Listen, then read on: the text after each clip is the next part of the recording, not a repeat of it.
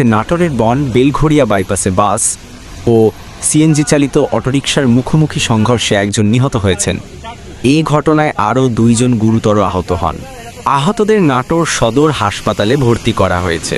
প্রত্যক্ষদর্শীরা জানান, দ্রুতগতির বাসটি সিএনজিকে চাপা দিলে দুর্ঘটনাটি ঘটে।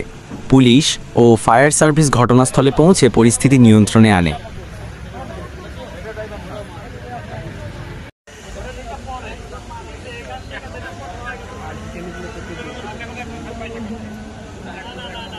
আনুমানিক 4:35 আমরা ট্রিপল লাইন কর্তৃক আমরা জানতে পারি যে এখানে কেয়ার হাসপাতালের সামনে অর্থাৎ এই তেবাড়িয়া গেট পার হয়ে একটা দুর্ঘটনা ঘটেছে।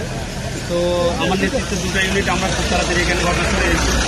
এটি আমরা যে জিনিসটা দেখতে পাই সেটা হচ্ছে যে রাজ্য পরিবহন একটি বাস, এটা রাজশাহী দিকে যাচ্ছিল এবং আমার মনে হয় রাজশাহী থেকে ওই পাশ থেকে একটা সিএনজি আসতেছিল যেটা নাটোর শহরমুখী। পাশাপাশি 2টা সংঘর্ষ হওয়ার ফলে এখানে স্পটেই মানে সিএনজির একজন আরোহী নিহত হয়। আমরা ঘটনাস্থলে এসে 2 জন ভিকটিমকে আমরা এখানে চিহ্নিত করেছি। তাদেরকে আমরা 2টো হাসপাতালে প্রেরণ করি, নাটোর সদর হাসপাতালে। এবং স্থানীয় লোকজনের মারফত আমরা জানতে পারি যে একজনকে নাকি তারা রাজশাহী হাসপাতালে প্রেরণ করেছে, মানে এখান থেকে রেস্কিউ করে তারা হাসপাতালে প্রেরণ করে।